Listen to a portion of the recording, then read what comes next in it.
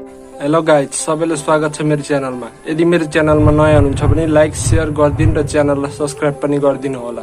Guys, हामी सानो हुँदाखेरि हामीले मेलामा या कतै बजारमा हामीले त्यो उड्नेवाला बेलुन त देखेको थियौँ होला, तर हामीले सानोमा थाहा थिएन त्यो बेलुनभित्र के भरेको हुन्छ भनेर।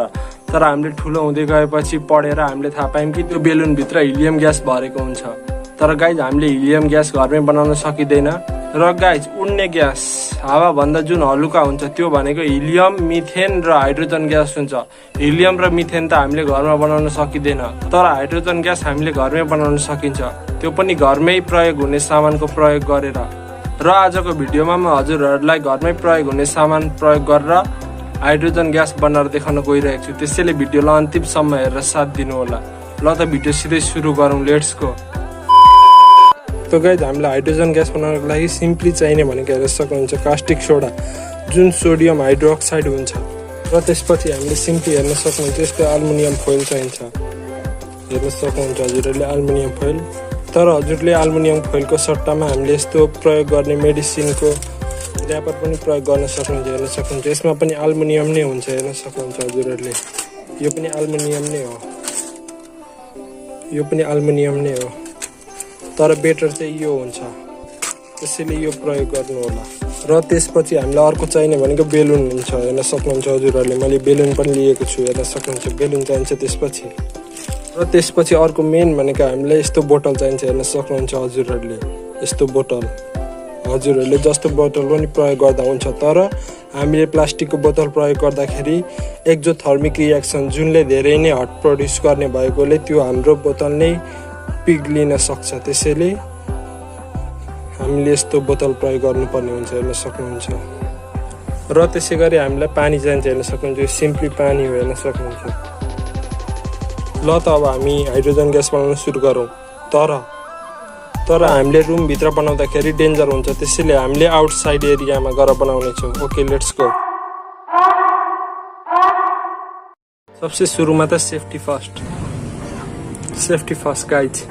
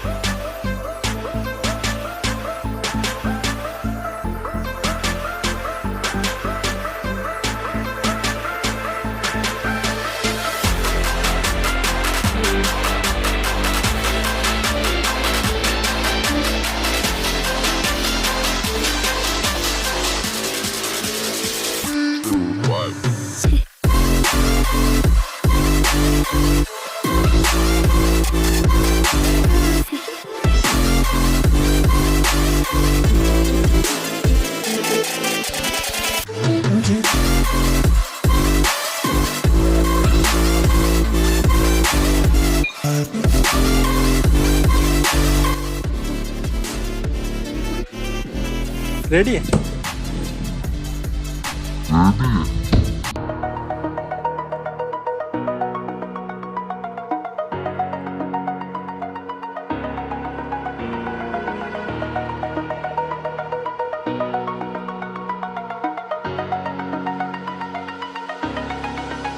गाइज हाम्रो यहाँनिर सोडियम हाइड्रोक्साइड यानि कि हाम्रो कास्टिक सोडा र एल्युमिनियम रियाक्ट भएर हाम्रो सोडियम एल्युमिनेट बनेको छ र त्यसपछि हाम्रो माथि रिलिज हाइड्रोजन ग्यास भएको छ।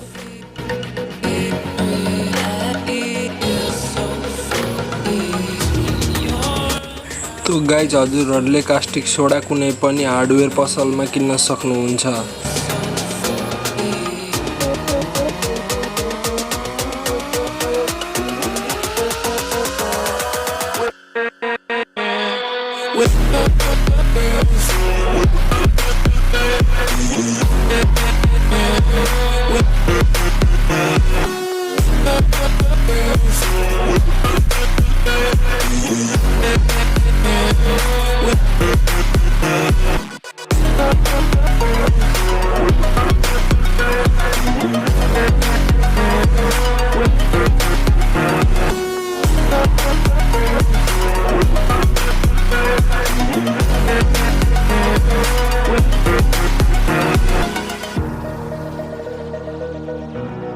यदि च्यानलमा नयाँ हुनुहुन्छ भने सब्स्क्राइब पनि गरिदिनु होला।